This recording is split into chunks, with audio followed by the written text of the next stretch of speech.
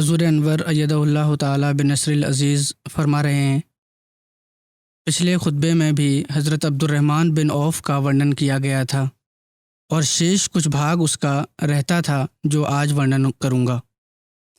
حضرت عبد الرحمن بن عوف کی دانشیلتا پرسدھ تھی اور مالی قربانی بھی انہوں نے بہت کی۔ اس سندربھ میں آج ادھکتر حوالے ورنن ہوں گے۔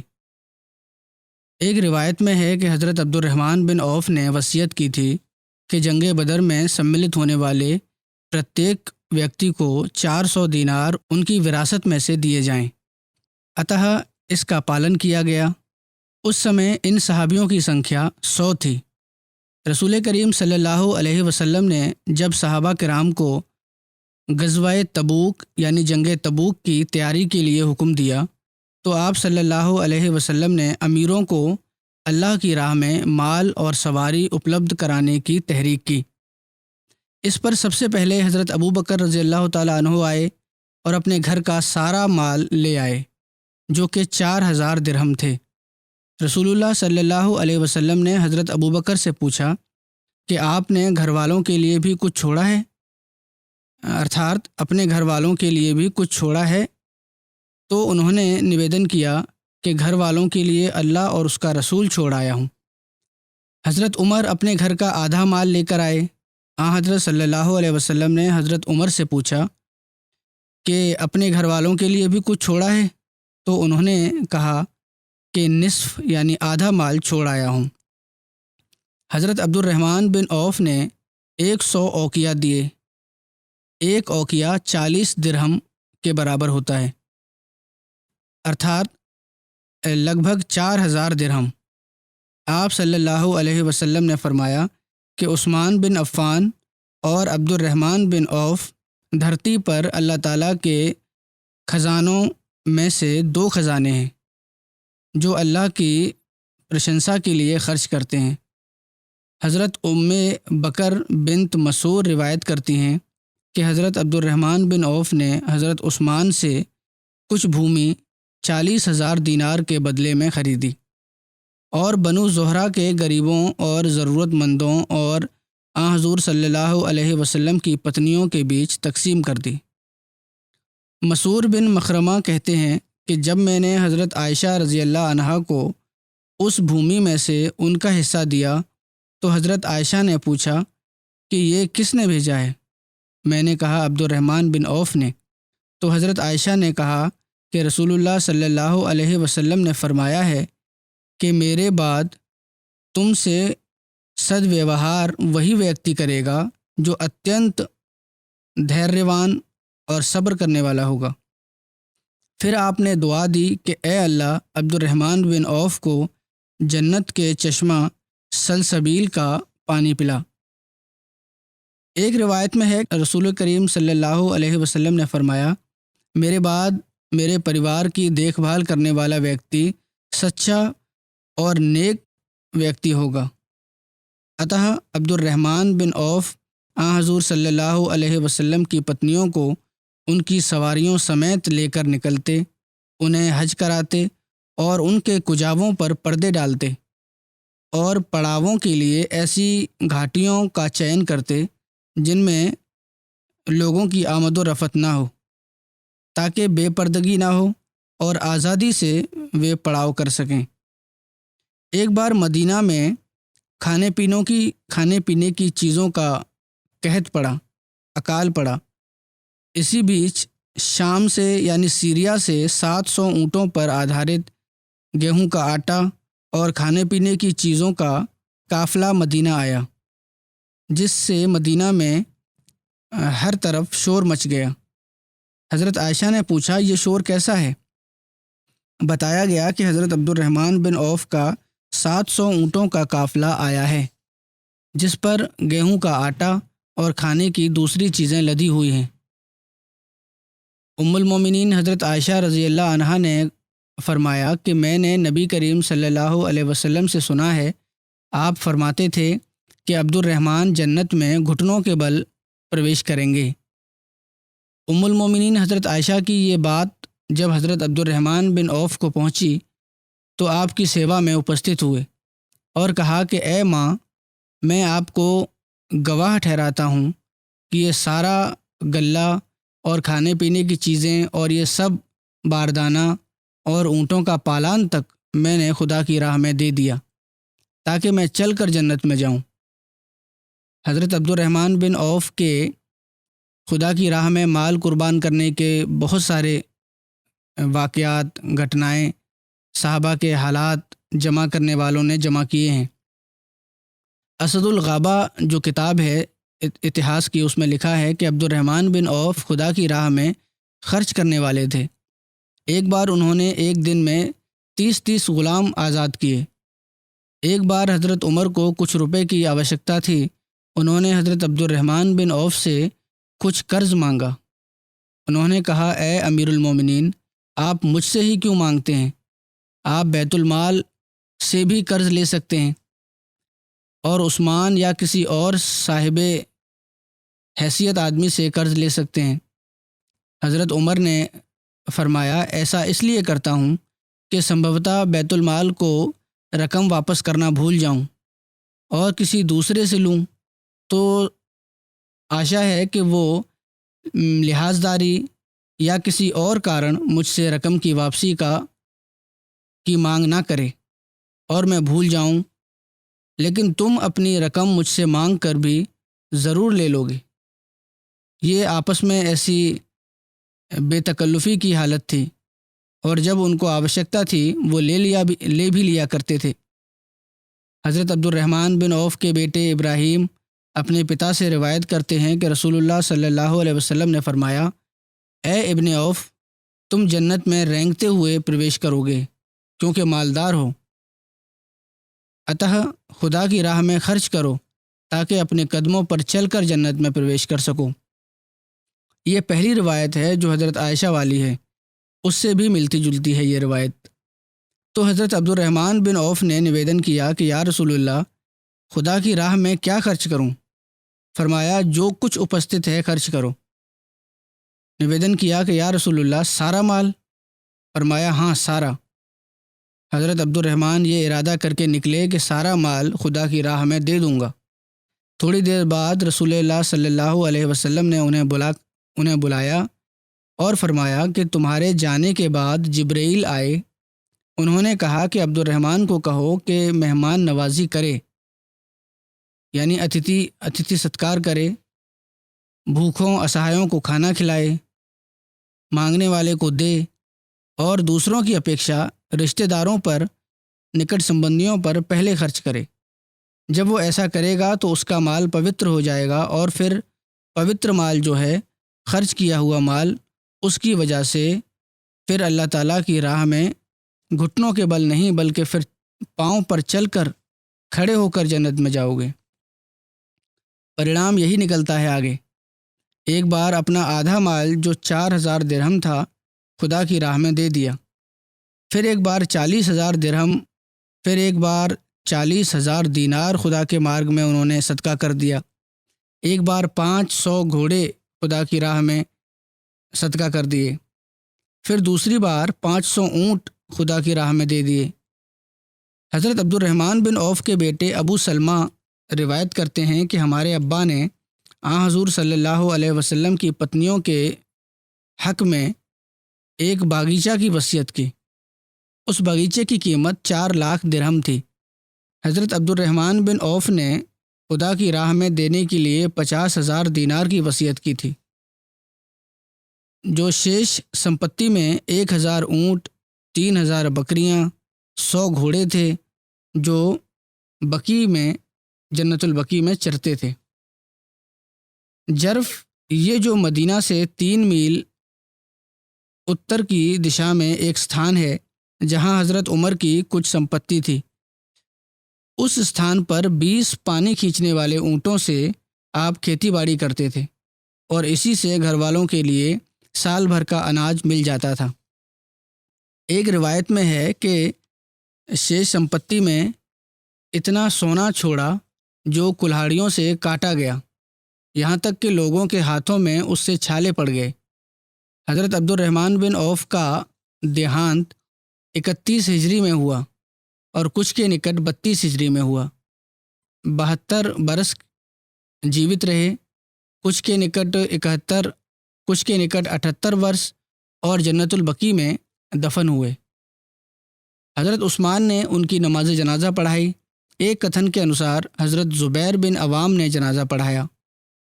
حضرت عبد الرحمن بن عوف کا دیہانت پر چارپائی کے پاس کھڑے ہو کر حضرت سعد بن مالک نے کہا، واہ جبل، کہ ہائے افسوس، پہاڑ جیسی ویکتتو آج اٹھ گیا۔ حضرت علی نے فرمایا، ابن عوف اس جہان سے رخصت ہو گئے۔ انہوں نے دنیا کے چشمہ سے صاف پانی پیا اور گندا چھوڑ دیا، یا یوں کہو کہ ابن عوف نے اچھا زمانہ پایا اور برے سمے سے پہلے چلے گئے۔ حضرت عبد الرحمن بن عوف نے اپنے پیچھے 3 پتنیاں چھوڑیں۔ ہر ایک پتنی کو اس کے 8ویں حصے میں سے 80 ہزار درہم دیے گئے، جبکہ ایک دوسری روایت میں آپ کی 4 پتنیاں تھیں اور ہر ایک کے حصے میں 80 ہزار درہم آئے۔ اب اگلا ورنن جن صحابی کا ہے ان کا نام ہے حضرت سعد بن معاذ۔ حضرت سعد بن معاذ کا سمبند انصار کے قبیلہ اوس کی ایک شاخ بنو عبد الاشہل سے تھا، اور آپ قبیلہ اوس کے سردار تھے۔ آپ کے پتا کا نام معاذ بن نعمان تھا اور ماتا کا نام کبشہ تھا۔ ماتا کا نام کبشہ بنت رافع تھا، جو صحابیہ رسول اللہ صلی اللہ علیہ وسلم تھیں، یعنی حضور صلی اللہ علیہ وسلم کی صحابیہ تھیں۔ حضرت سعد بن معاذ کی کنیت ابو عمرو تھی۔ حضرت سعد بن معاذ کی پتنی کا نام ہند بنت سمات تھا، جو صحابیہ تھیں۔ حضرت ہند نے حضرت سعد بن معاذ کی اولاد میں عمرو اور عبداللہ تھے۔ حضرت سعد بن معاذ اور حضرت حسین بن عزیر نے حضرت مصعب بن عمیر کے ہاتھ پر اسلام سویکار کیا، اور حضرت مصعب بن عمیر بیعت عقبہ ثانیہ میں سملت ہونے والے 70 صحابیوں میں سے پہلے مدینہ آ گئے تھے۔ ان کو مدینہ بھجوا دیا گیا تھا۔ رسول اللہ صلی اللہ علیہ وسلم کے آدیش کے انوسار لوگوں کو اسلام کی اور بلاتے اور انہیں قرآن پڑھ کر سناتے۔ جب حضرت سعد بن معاذ نے اسلام سویکار کیا تو بنو عبد الاشہل سے کہا کہ مجھ پر حرام ہے کہ میں تمہارے مردوں اور تمہاری عورتوں سے بات کروں، یہاں تک کہ تم اسلام سویکار کر لو۔ اتہ اس قبیلے کے سب لوگوں نے اسلام کو سویکار کر لیا، اور انصار میں سے بنو عبد الاشہل کا گھرانہ وہ پہلا گھرانہ تھا جس کے سب مردوں اور عورتوں نے اسلام کو سویکار کیا۔ حضرت سعد بن معاذ حضرت مصعب بن عمیر اور حضرت اسد بن زرارہ کو اپنے گھر لے آئے۔ دونوں آدمیوں کو مصعب بن عمیر اور اسد بن زرارہ کو لے کر آئے۔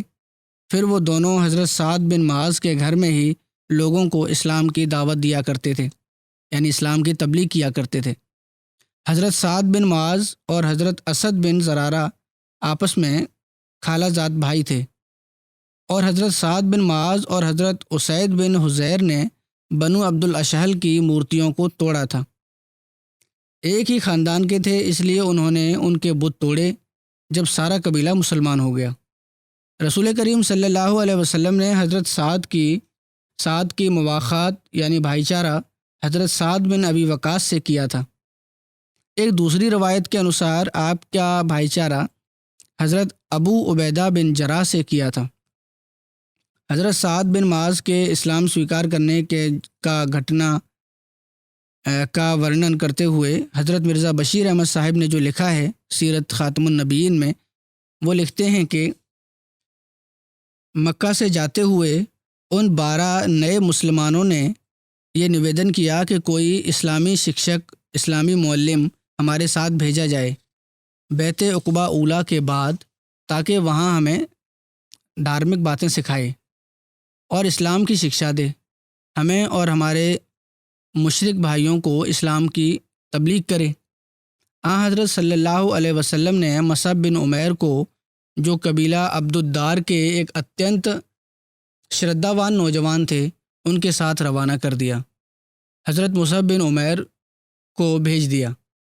اسلامی پرچارک، اسلامی مبلغ ان دنوں میں قاری یا مقری کہلاتے تھے، کیونکہ ان کا کام ادھکتر قرآن شریف سنانا تھا، کیونکہ یہی اسلام کی تبلیغ کا بہترین مادھیم تھا۔ اتہ مصعب بھی مدینہ میں جب گئے مبلغ بن کر تو اسی وجہ سے مکری کے نام سے پرسدھ ہو گئے۔ مصعب بن عمیر نے مدینہ پہنچ کر اسد بن زرارہ کے مکان پر نواس کیا۔ سمبھوتہ یہ کچھ حصہ اس کا میں مصعب بن عمیر کے ورنن میں بھی بتا چکا ہوں، بہرحال یہاں بھی ذکر کیا ہے۔ حضور فرماتے ہیں انہوں نے اسد بن زرارہ کے مکان پر قیام کیا، وہاں نواس کیا، جو مدینہ میں سب سے پہلے مسلمان تھے۔ یہ اسد بن زرارہ اور ویسے بھی ایک اتینت شردھاوان اور پرتشٹھت ویکتی تھے، اور اسی مکان کو اپنا پرچار کا کیندر بنایا اور اپنے کرتویوں کی پورنتا میں ویست ہو گئے۔ اور چونکہ مدینہ میں مسلمانوں کو مل جل کر رہنا نصیب تھا اور نسبتاً بڑی امن کی زندگی ملی ان کو، اس لیے اسد بن زرارہ کے پرستاؤ پر حضرت صلی اللہ علیہ وسلم نے مصعب بن عمیر کو جمعہ کی نماز کی انومتی دی۔ اس پرکار مسلمانوں کی ساموہک جیون کا آغاز ہوا، اور اللہ تعالیٰ کا ایسا فضل اور کرپا ہوئی کہ تھوڑے ہی سمے میں مدینہ میں گھر گھر اسلام کا چرچا ہونے لگا۔ جمعہ نیمت روپ سے وہاں پڑھا جانے لگا اور اسلام کا چرچا بھی ہونے لگا، اور اوس اور خزرج جو دو قبیلے تھے مدینہ میں، بڑی تیزی کے ساتھ مسلمان ہونے شروع ہو گئے۔ کچھ صورتوں میں تو ایک قبیلے کا قبیلہ ایک دن میں ہی سب کا سب مسلمان ہو گیا۔ عطا بنو عبد الاشہل کا قبیلہ بھی اسی پرکار ایک ہی سمے میں اکٹھا مسلمان ہوا تھا۔ یہ قبیلہ انصار کے مشہور قبیلہ اوس کا ایک سمانت بھاگ تھا، اور اس کے رئیس کا نام، اس کے نگران کا نام سعد بن معاذ تھا، جو کیول قبیلہ بنو عبد الاشہل کے ہی رئیس، سب سے بڑے رئیس نہیں تھے، بلکہ تمام قبیلہ اوس کے سردار تھے۔ جب مدینہ میں اسلام کا چرچا ہوا تو سعد بن معاذ کو یہ برا لگا اور انہوں نے اسے روکنا چاہا۔ مسلمان نہیں ہوئے تھے ابھی تک سعد بن معاذ، اور اسلام جب مدینہ میں پھیلنا شروع ہوا تو یہ رئیس تھے اپنے قبیلے کے، ان کو بہت برا لگا۔ پرنتو اسد بن زرارہ سے ان کی بہت نکٹ کی رشتہ داری تھی، ایک دوسرے کے خالہ جات بھائی تھے، اور اسد مسلمان ہو چکے تھے، اس لیے سعد بن معاذ سوئم اس میں ہستکشیپ کرنے سے بچتے تھے کہ کوئی اور جھگڑا پیدا نہ ہو جائے آپس میں رشتہ داریوں میں۔ اتہ انہوں نے اپنے ایک دوسرے رشتہ دار اسید بن الحزیر سے کہا کہ اسد بن زرارہ کے کارن مجھے تو کچھ جھجک ہے، مگر تم جا کر مصعب کو روک دو کہ ہمارے لوگوں میں یہ ادھارمکتا، یہ بے دینی نہ پھیلائیں۔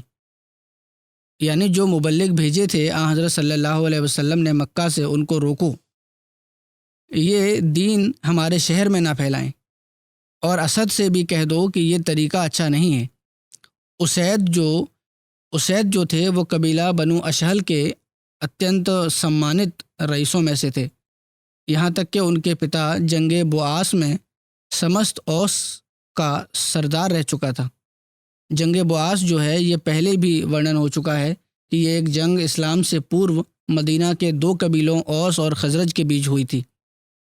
بہرحال حضور فرما رہے ہیں سعد بن معاذ کے بعد اسید بن حزیر کا اپنے قبیلہ پر بہت پربھاؤ تھا۔ اتہ سعد کے کہنے پر وہ مصعب بن عمیر اور اسد بن زرارہ کے پاس گئے اور مصعب سے سمبودھت ہو کر غصے کے رنگ میں کہا، تم کیوں ہمارے لوگوں کو ادھرمی بناتے پھرتے ہو؟ اس سے رک جاؤ ورنہ اچھا نہیں ہوگا۔ پورو اس کے کہ مصعب کچھ اتر دیتے، اسد نے دھیرے سے مصعب سے کہا کہ یہ اپنے قبیلہ کے ایک پرتشٹھت رئیس ہیں، ان سے بہت نرمی اور پریم پوروک بات کرنا۔ اتہ مصعب نے بڑے ادب اور پریم پوروک اسید سے کہا کہ آپ کرودھت نہ ہوں، بلکہ کرپیا کر کے تھوڑی دیر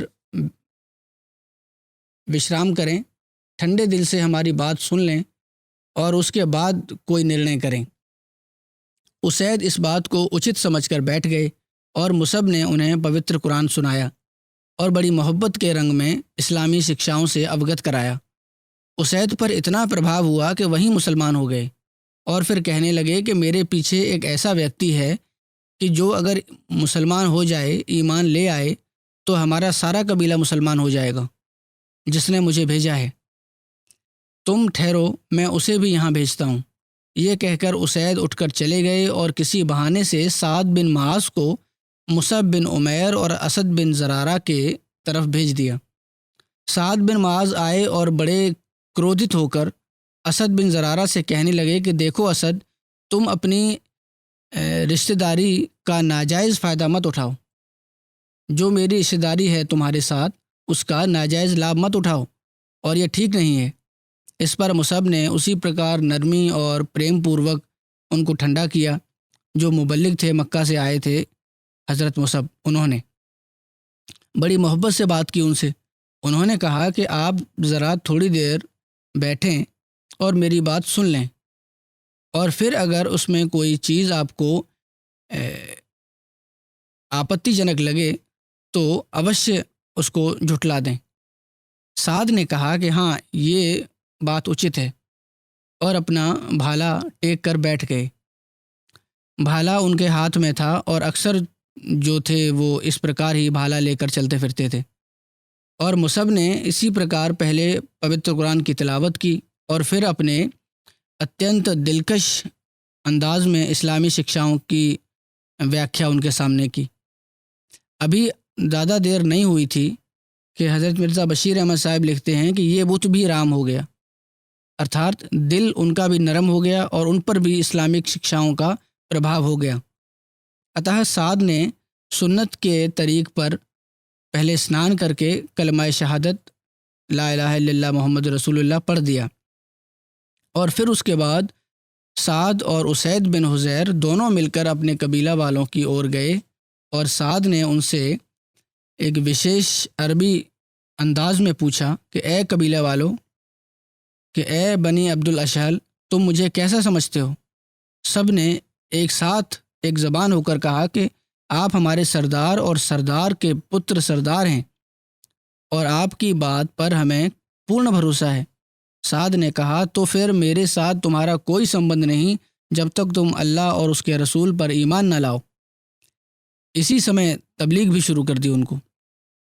اس کے بعد سعد نے انہیں اسلام کے سدھانت سمجھائے، ارتھات اپنے قبیلے والوں کو اسلام کے اصول اور سدھانت بتائے، شکشائیں دیں، اور کہتے ہیں کہ ابھی اس دن پر شام نہیں ہوئی تھی، یعنی وہ دن ختم نہیں ہوا تھا، اور شام سے پہلے پہلے ہی تمام قبیلہ مسلمان ہو گیا، اور سعد اور اسید نے سوئم اپنے ہاتھ سے اپنی قوم کے بت نکال کر توڑ دیے۔ سعد بن معاذ اور اسید بن حضیر جو اس دن مسلمان ہوئے تھے، دونوں چوٹی کے صحابہ میں سملت ہوتے ہیں، اور انصار میں تو حضرت مرزا بشیر احمد صاحب لکھتے ہیں کہ لا ریب ارتھات نسندہ ان کا بہت ہی بڑا مرتبہ تھا، اس میں کوئی شک نہیں، اس میں کوئی سندے نہیں کہ ان کا بہت بلند مرتبہ تھا۔ وشیش روپ سے سعد بن معاذ کا تو انصار مدینہ میں وہ مرتبہ تھا جو مہاجرین مکہ میں حضرت ابو بکر رضی اللہ تعالیٰ عنہ کو پراپت تھا۔ یہ نوجوان اتینت شردھاوان، اتینت وفادار اور اسلام کے سنستھاپک کا ایک جانثار عاشق نکلا، اور چونکہ وہ اپنے قبیلے کا سب سے بڑا رئیس تھا اور اتینت وویکی اور بدھیمان تھا، اسلام میں اسے وہ مرتبہ پراپت ہوا جو صرف وشیش بلکہ وششٹ صحابیوں کو پراپت تھا۔ بہت ہی وشیش صحابہ کو وہ مرتبہ حاصل تھا، اور نسندہ ان کی جوانی کی موت پر حضرت صلی اللہ علیہ وسلم کا یہ کتھن کہ سعد کی موت پر تو رحمان کا عرش بھی حرکت میں آ گیا ہے، رحمان کا عرش بھی ہل گیا ہے، ایک گہری سچائی پر آدھارت ہے۔ ان کی جوانی میں موت ہو گئی تھی، اتح اس پرکار تیزی کے ساتھ اوس اور خزرج جو قبیلے تھے مدینے کے، ان میں اسلام پھیلتا گیا۔ یہودی بھیبھیت آنکھوں کے ساتھ یہ نظارہ دیکھتے تھے اور دل ہی دل یہ کہتے تھے کہ خدا جانے کیا ہونے والا ہے۔ حضرت مرزا بشیر احمد صاحب نے ایک اور स्थान پر لکھا ہے کتاب سیرت خاتم النبیین میں کہ ابھی آن حضرت صلی اللہ علیہ وسلم کو مدینہ میں آئے ہوئے ادھک سمے نہیں گزرا تھا کہ قریش مکہ کی اور سے عبداللہ بن ابی ابن سلول جو رئیس قبیلہ خزرج اور اس کے مشرک ساتھیوں کے نام ایک پتر آیا مکہ والوں کی اور سے کہ تم لوگ محمد صلی اللہ علیہ وسلم کی شرن سے پیچھے ہٹ جاؤ، یعنی محمد صلی اللہ علیہ وسلم کو جو تم نے شرن دے رکھی ہے اس کو تم چھوڑ دو، انیتھا تمہارے لیے اچھا نہ ہوگا۔ عطا اس پتر کے شبد یہ تھے کہ تم لوگوں نے ہمارے آدمی محمد کو شرن دی ہے صلی اللہ علیہ وسلم، اور ہم خدا کی قسم کھا کر کہتے ہیں کہ یا تو تم اس کا ساتھ چھوڑ کر اس کے ورد جنگ کرو یا کم سے کم اسے اپنے شہر سے نکال دو، ورنہ ہم اپنا سارا لاؤ لشکر اور سینا لے کر تم پر آکرمن کر دیں گے اور تمہارے سارے مردوں کو تلوار سے قتل کر دیں گے اور تمہاری عورتوں پر قبضہ کر کے انہیں اپنے لیے رکھ لیں گے۔ جب مدینہ میں یہ پتر پہنچا تو عبداللہ اور اس کے ساتھی جو پہلے سے ہی دل میں اسلام کے اتنت شترو ہو رہے تھے، اندر ان کے دویش اور عرشا پنپ رہی تھی آن حضرت صلی اللہ علیہ وسلم کے خلاف اور اسلام کے خلاف، انہوں نے آن حضرت صلی اللہ علیہ وسلم سے جنگ کرنے کے لیے تیاری شروع کر دی اور تیار ہو گئے۔ آن حضرت صلی اللہ علیہ وسلم کو جب یہ سوچنا ملی تو آپ ترنت ان لوگوں سے ملے اور ان لوگوں کے پاس گئے اور ان کو سمجھایا، عبداللہ بن ابی ابن سلول اور اس کے ساتھیوں کو، کہ میرے ساتھ جنگ کرنے میں تمہارا اپنا ہی نقصان ہے، کیونکہ تمہارے ہی بھائی بندو تمہارے مقابلے میں ہوں گے، یعنی یہ جو مسلمان ہوئے ہیں لوگ، یہ تمہارے قبیلے کے لوگ، تمہارے شہر کے لوگ ہیں، اور جب جنگ کرو گے تو یہی لوگ میری طرف سے تمہارے خلاف لڑیں گے، ارتھات اوس اور خزرج کے جو مسلمانوں نے بہرحال میرا ساتھ دینا ہے۔ آپ نے یہ فرمایا انہیں، پھر آپ نے فرمایا، عطا میرے ساتھ جنگ کرنے کے کیول یہ ارتھ ہوں گے کہ تم لوگ اپنے ہی بیٹوں اور بھائیوں اور باپوں کے خلاف تلوار اٹھاؤ گے۔ اب تم سوئم سوچ لو کہ یہ ٹھیک ہے۔ عبداللہ اور اس کے ساتھیوں کو، جن کے دلوں میں ابھی تک جنگ بعاث کی تباہی کی یاد تازہ تھی، آپس میں یہ لڑتے رہے تھے، بڑی تباہی پھیلی تھی اس جنگ میں، ان کو یہ بات سمجھ آ گئی کہ آپس میں ہی لڑنا پڑے گا، اور وہ اس ارادے سے رک گئے۔ جب قریش کو اس تدبیر میں ناکامی ہوئی تو انہوں نے کچھ سمے کے بعد اسی پرکار کا ایک اور پتر مدینہ کے یہودیوں کے نام بھی بھیجا۔ واستو میں مکہ کے کفاروں کا ادیشیہ یہ تھا کہ جس پرکار بھی ہو اسلام کے نام و نشان کو سنسار سے مٹا دیا جائے، دنیا سے اس کا نام ہی ختم کر دیا جائے۔ مسلمان ان کے اتیاچاروں سے تنگ آ کر حبشہ گئے۔ جب پہلی ہجرت ہوئی تھی حبشہ کی تو وہاں انہوں نے ان کا پیچھا کیا۔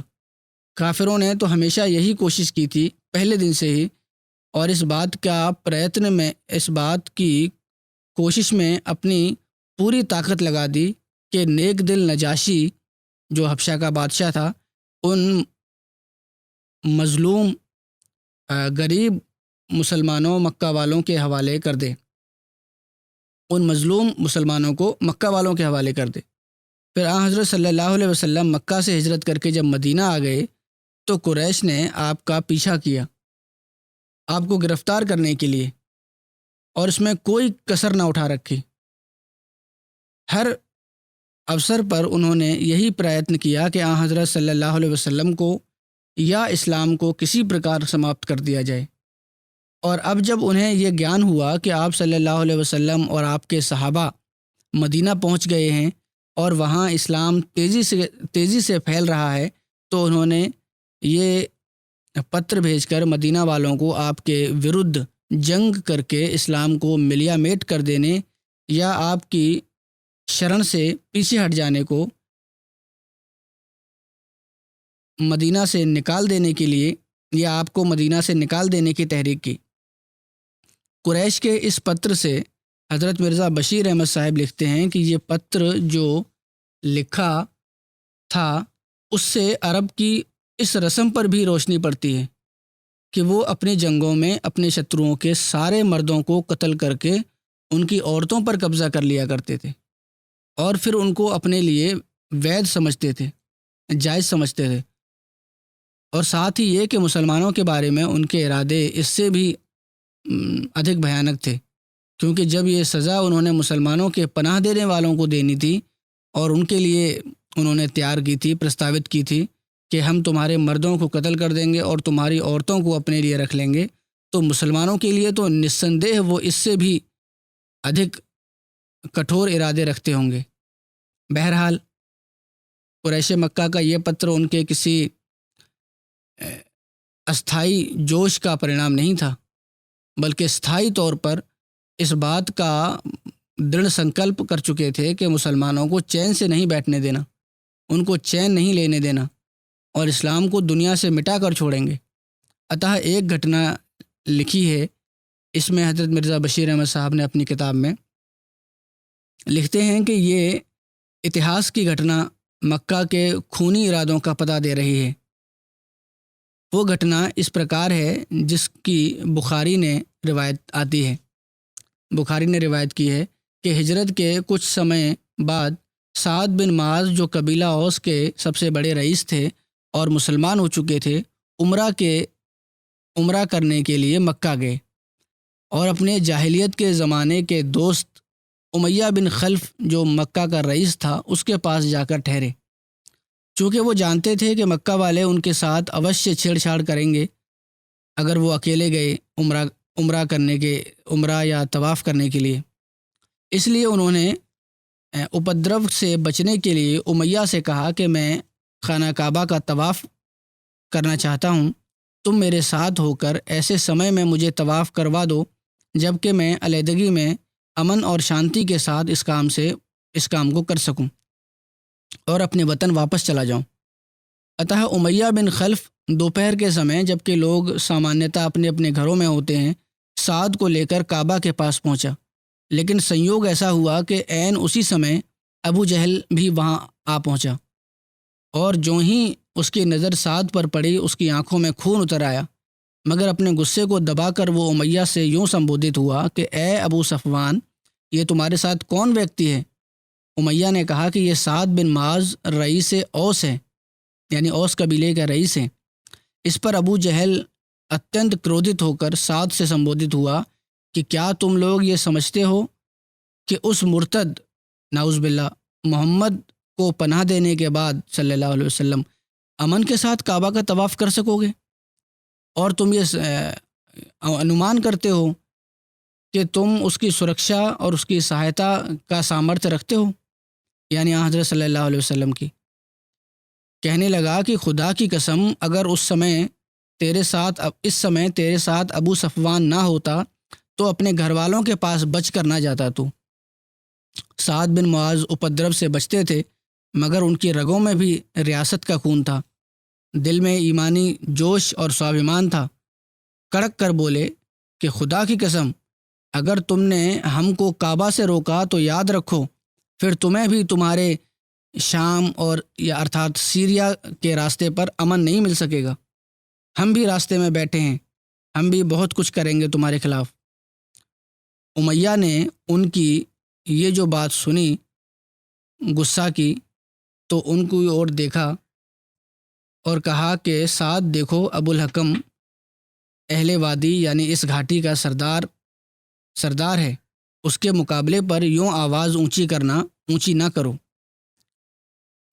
کہ یہ ابو الحکم جو ہے، ابو جہل کا نام ابو الحکم مکہ والے رکھتے تھے، مکہ والے ابو الحکم کہہ کر ان کو بلاتے تھے کہ یہ وادی کا سردار ہے مکہ کی، اس طرح اونچی آواز سے اس کے سامنے نہ بولو۔ سعد نے اتر دیا کہ یہ بھی کیونکہ غصے میں تھے۔ اس کی بات سن کر کہنے لگے، امیہ کو انہوں نے کہا کہ جانے دو امیہ، تم اس بات میں نہ پڑو، خدا کی قسم مجھے رسول اللہ صلی اللہ علیہ وسلم کی بھوشیوانی نہیں بھولتی کہ تم کسی دن مسلمانوں کے ہاتھوں سے قتل کیے جاؤ گے، ارتھات امیہ جو ہے وہ مسلمانوں کے ہاتھوں سے قتل ہوگا۔ یہ خبر سن کر امیہ بن خلف اتنت گھبراہٹ میں آ گیا اور گھر میں آ کر اس نے اپنی پتنی کو سعد کی اس بات سے سوچنا دی اور کہا کہ خدا کی قسم میں تو اب مسلمانوں کے ورد مکہ سے نہیں نکلوں گا۔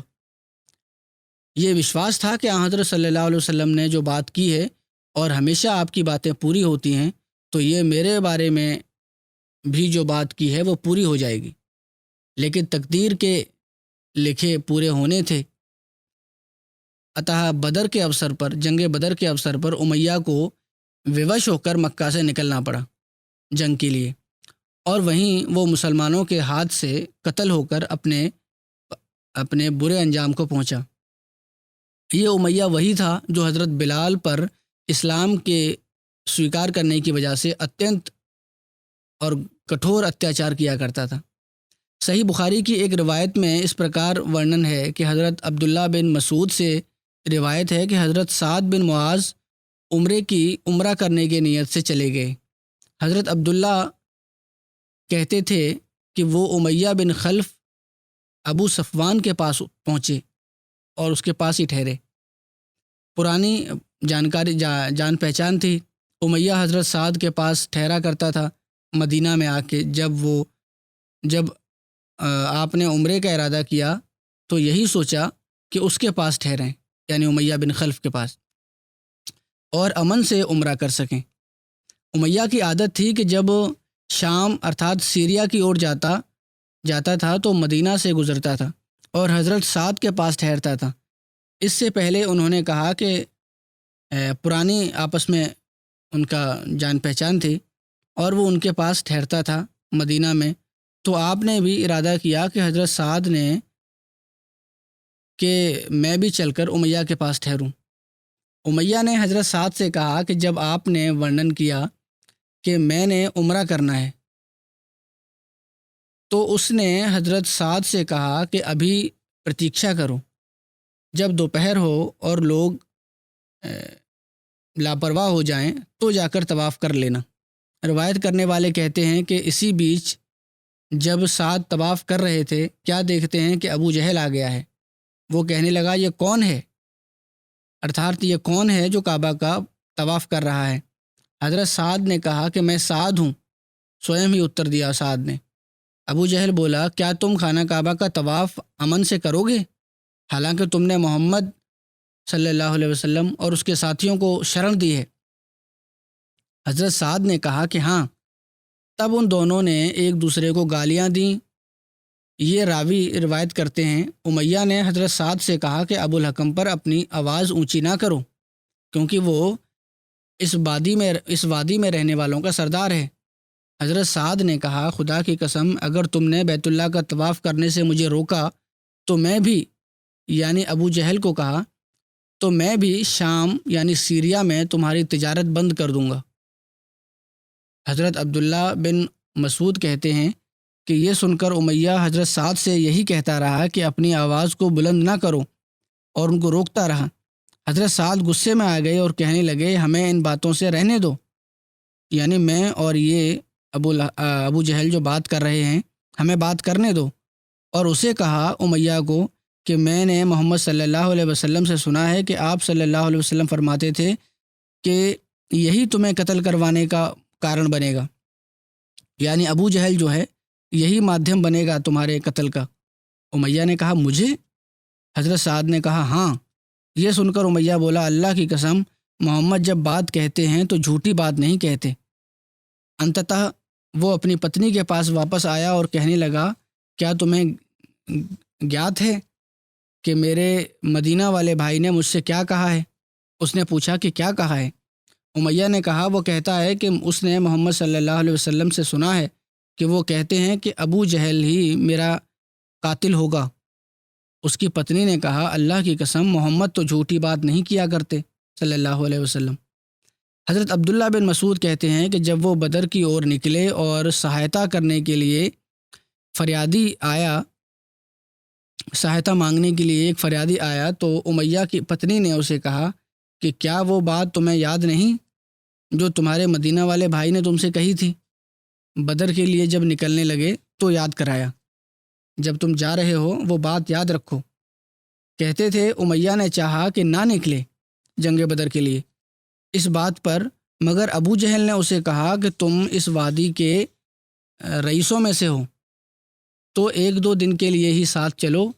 اتہ وہ ان کے ساتھ 2 دن کے لیے چلا گیا اور اللہ نے اس کو قتل کرا دیا۔ ایک دوسری روایت میں امیہ بن خلف کے جنگ بدر میں سملت ہونے اور قتل کیے جانے کے بارے میں یوں ورنن ہوا ہے۔ حضرت سعد نے کہا، امیہ، خدا کی قسم میں نے رسول اللہ صلی اللہ علیہ وسلم سے سنا ہے کہ آپ فرماتے تھے کہ وہ یعنی صحابہ تمہیں مار ڈالیں گے۔ اس نے پوچھا، مکہ میں؟ حضرت سعد نے کہا کہ یہ میں نہیں جانتا۔ امیہ حضرت سعد کی یہ بات سن کر بہت ڈر گیا۔ جب امیہ اپنے گھر گیا تو اپنی پتنی صفیہ یا کریمہ بنت معمر سے کہنے لگا کہ اے ام صفوان، تو نے سعد کی بات سنی جو اس نے میرے بارے میں کہی؟ پتنی نے کہا کہ کیوں، سعد نے کیا کہا ہے؟ اس پر امیہ نے کہا کہ وہ کہتا ہے کہ محمد صلی اللہ علیہ وسلم نے اس سے بتایا ہے کہ وہ مجھ کو مار ڈالیں گے۔ میں نے پوچھا کہ مکہ میں؟ تو اس نے کہا کہ میں نہیں جانتا۔ پھر امیہ نے کہا کہ خدا کی قسم میں مکہ سے نہیں نکلوں گا۔ اتنا بھیبھیت ہو گیا تھا۔ جب بدر کی جنگ ہوئی تو ابو جہل نے لوگوں سے جنگ کے لیے نکلنے کو کہا اور اس امیہ کو بھی کہا کہ اپنے قافلے کو بچانے کے لیے پہنچو۔ امیہ نے نکلنا پسند نہیں کیا۔ ابو جہل امیہ کے پاس آیا، جب انکار کر دیا بھیجے ہوئے پیغامبر یعنی جو امیہ بن خلف کو بلانے آیا تھا، جب امیہ نے اس سے انکار کر دیا تو پھر ابو جہل سوئم آیا اور کہنے لگا کہ ابو صفوان، جب لوگ تمہیں دیکھیں گے کہ تم ہی پیچھے رہ گئے ہو جبکہ تم اہل وادی کے سردار ہو، تو وہ بھی تمہارے ساتھ پیچھے رہ جائیں گے۔ ابو جہل اسے سمجھاتا رہا۔ آخر امیہ نے کہا کہ اگر تم نے مجبور ہی کرنا ہے تو خدا کی قسم میں مکہ سے ایک اتنت ہی اچھے اونٹ خریدوں گا۔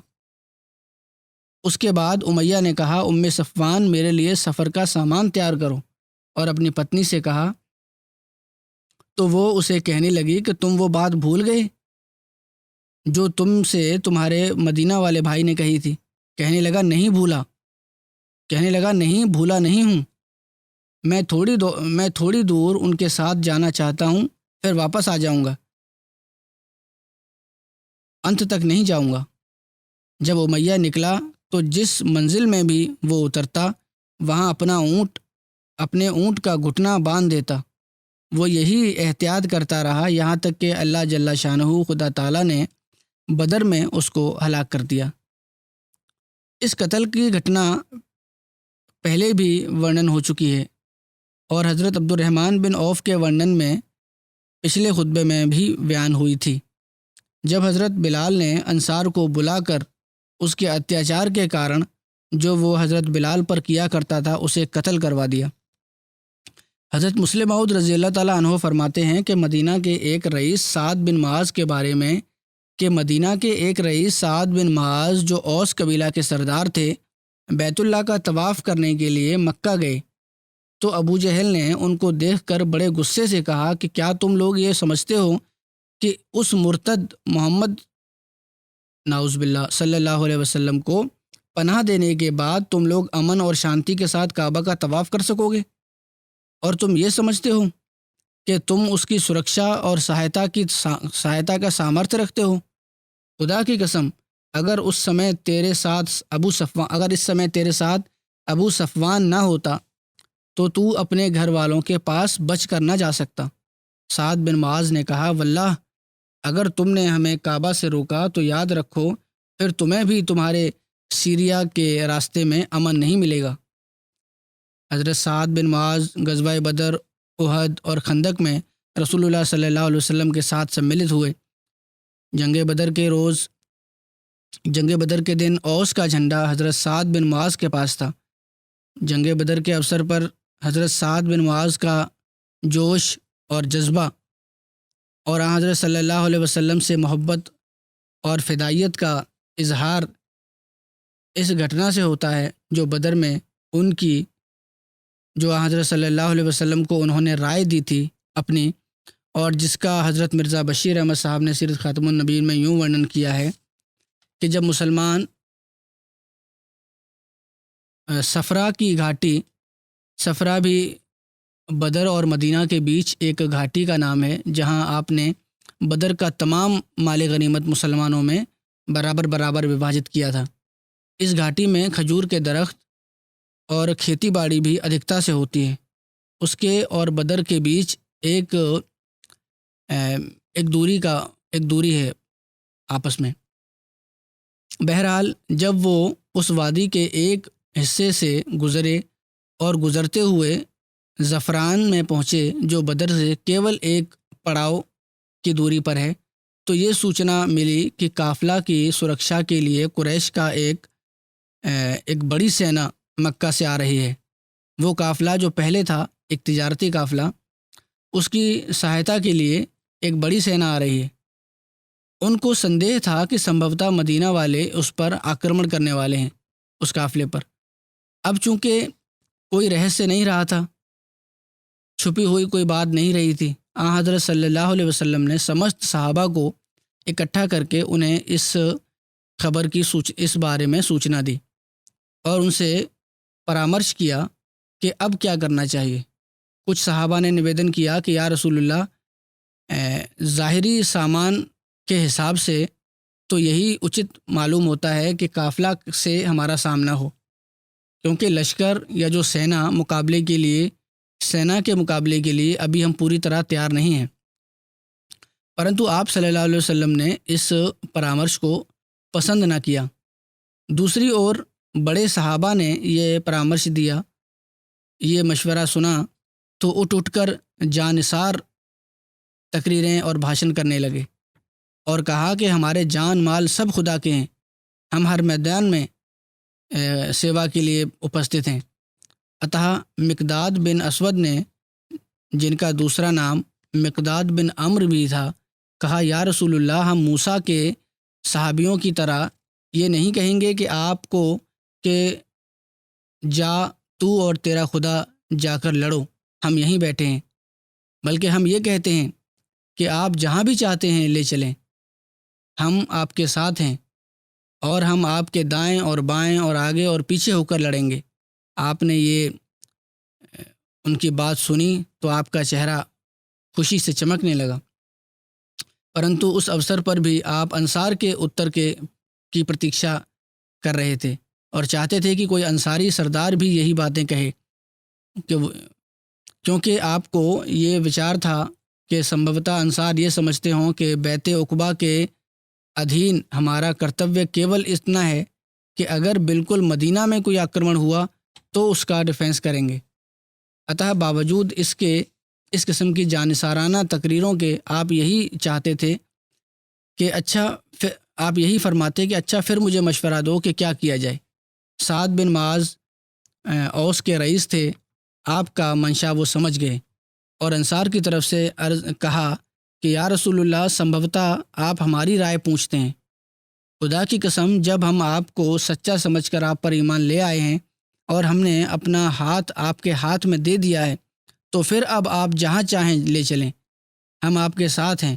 اور اس ہستی کی قسم جس نے آپ کو سچائی کے ساتھ اوترت کیا ہے، اگر آپ ہمیں سمندر میں کود جانے کو کہیں تو ہم کود جائیں گے اور ہم میں سے ایک ویکتی بھی پیچھے نہیں رہے گا، اور آپ انشاءاللہ ہم سب کو لڑائی میں صبر کرنے والا پائیں گے اور ہم سے وہ بات دیکھیں گے جو آپ کی آنکھوں کو ٹھنڈا کرے گی۔ آپ نے یہ باتیں سنی تو بہت خوش ہوئے اور فرمایا کہ اللہ کا نام لے کر آگے بڑھو اور خوش ہو، کیونکہ اللہ نے مجھ سے یہ وعدہ کیا ہے کہ کافروں کے ان دو گروہوں، یعنی لشکر یا جو سینا آ رہی ہے وہ، یا پھر جو قافلہ ہے، دونوں میں سے ایک گروہ پر وہ ہمیں اوشیہ وجے پردان کرے گا۔ اور خدا کی قسم مانو میں اس سمے وہ استھان دیکھ رہا ہوں جہاں شتروؤں کے لوگ قتل ہو کر گریں گے، اور پھر ویسا ہی ہوا۔ بہرحال ابھی ان کا ورنن چل رہا ہے، شیش انشاءاللہ تعالی اگلے خطبے میں ورنن کروں گا۔